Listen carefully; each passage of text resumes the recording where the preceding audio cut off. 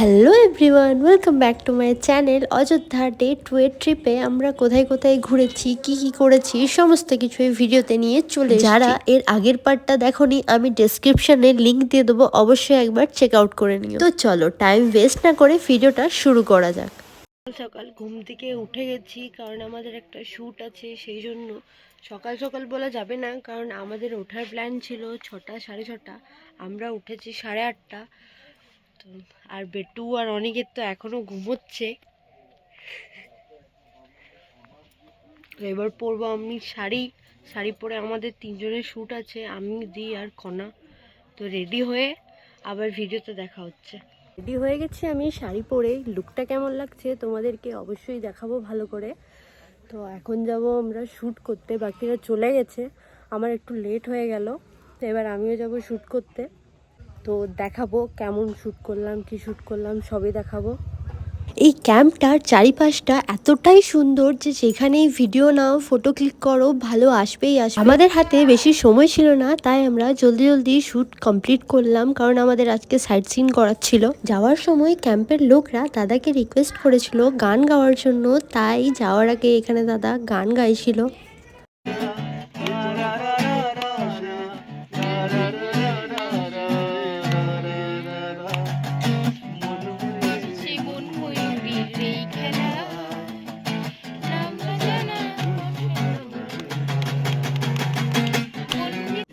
চলে গেছিলাম ব্রেকফাস্ট করার জন্য। ব্রেকফাস্ট করার পর চেঞ্জ করার ছিল, তাই জলদি জলদি ব্রেকফাস্ট সেরে চলে গেলাম চেঞ্জ করতে। শাড়ি পরে শ্যুট কমপ্লিট হয়ে গেছে, ড্রেস চেঞ্জ করে নিয়েছি ঘুরতে যাওয়ার জন্য।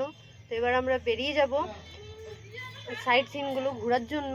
এখানে আসার পর দেখলাম একটা জিপলাইন রাইড ছিল, তো এটা করার আমার খুব ইচ্ছা ছিল, কোনোদিন করিনি, তাই ভয়ও লাগছিল। তারপর ভাবলাম না, সাহস জুটিয়ে একবার করেই ফেলি। আর হ্যাঁ, এইটা কিন্তু ফ্রিতে ছিল, এটার জন্য কোনো এক্সট্রা চার্জ ছিল না কিন্তু।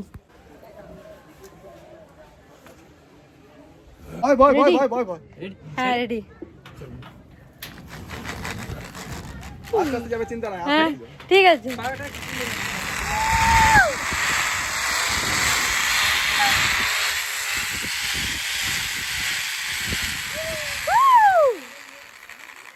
শহরের কোলাহল এড়িয়ে প্রকৃতির সান্নিধ্যে একদিন কাটাতে কিন্তু আমাদের সবারই বেশ ভালো লেগেছিল। আমরা যে ক্যাম্পে স্টে করেছিলাম, সেই ক্যাম্পের চারিপাশের পরিবেশও খুব ভালো ছিল। জায়গাটার নাম তোমাদেরকে আরেকবার বলে দিই, জায়গাটার নাম হলো সোনাকুপি বাঞ্জারা ক্যাম্প। তোমরা যদি কেউ অযোধ্যা আসার প্ল্যান করছো, এই ক্যাম্পটা তো আমি তোমাদেরকে মাস্ট রেকমেন্ড করব। বুকিং নাম্বারও আমি নিচে দিয়ে দেবো, তোমরা অবশ্যই একবার দেখে নিতে পারো। সবাই মিলে যাচ্ছি ঘাগকোচা, কি নাম অনেকে, ঘাগকোচা ফলস।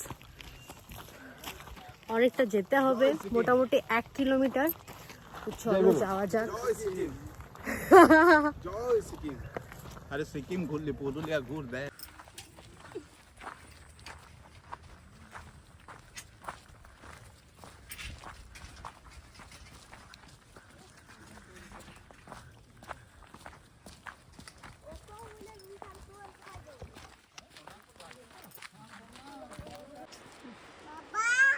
এখানকার প্রতিটা জায়গা কতটা সুন্দর, চারিপাশটা সবুজে ঢাকা, কি সুন্দর লাগছে দেখতে।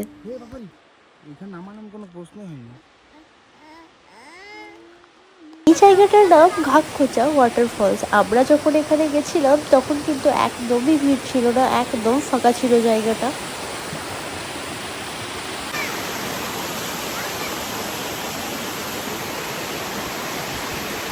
ফেরার সময় ভিউটা আরো সুন্দর দেখতে লাগছিল, চারিপাশে জঙ্গল, জঙ্গলের নিস্তব্ধতা ও পাহাড়ের সৌন্দর্যের মাঝে সময় কাটানো সত্যি জীবনের এক অন্যরকম আনন্দ। প্রকৃতির মধ্যে বেঁচে থাকার স্বাদ সত্যি প্রতিটি মানুষকে মুগ্ধ করবে।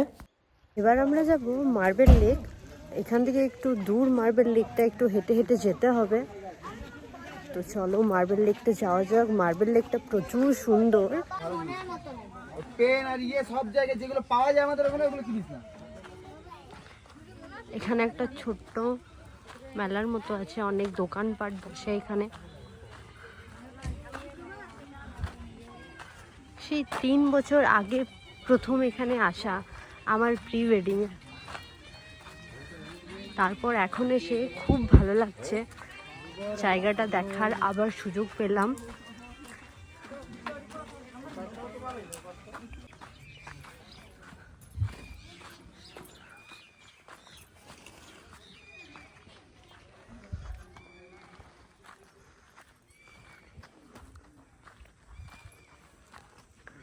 জায়গাটা চেঞ্জ হয়ে গেছে দেখো না।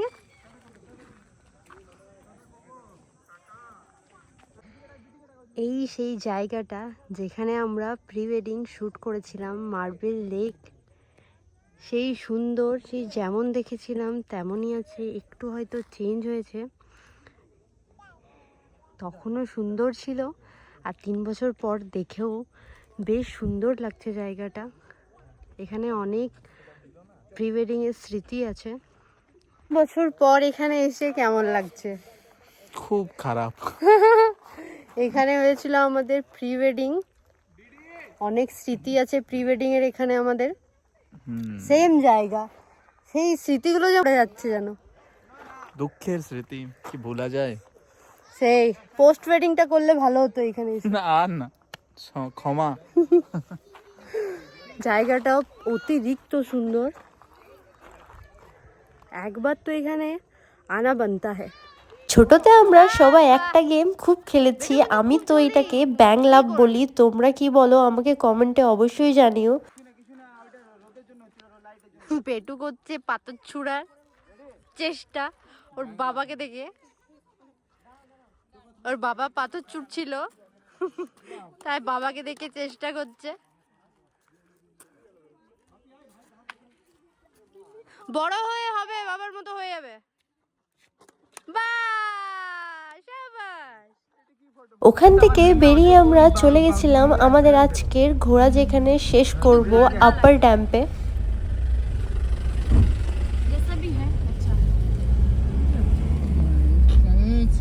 দেখো কত ঝাপকি মতো একটা মেয়ে ফটো তোলাচ্ছে।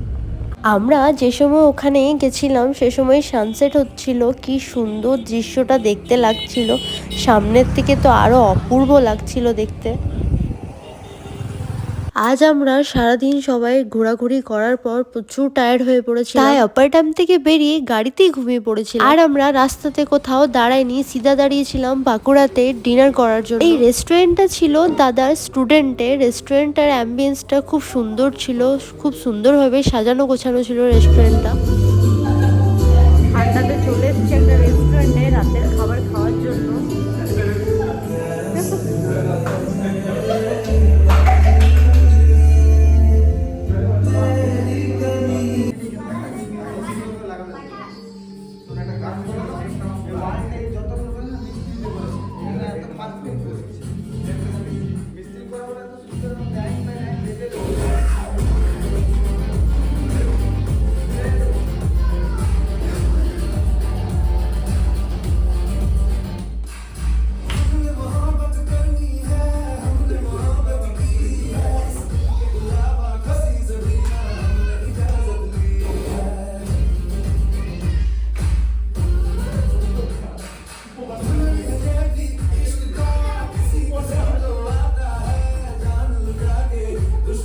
সব থেকে যেটা ভালো লেগেছে এখানকার খাবার সবকটাই খুবই ভালো ছিল।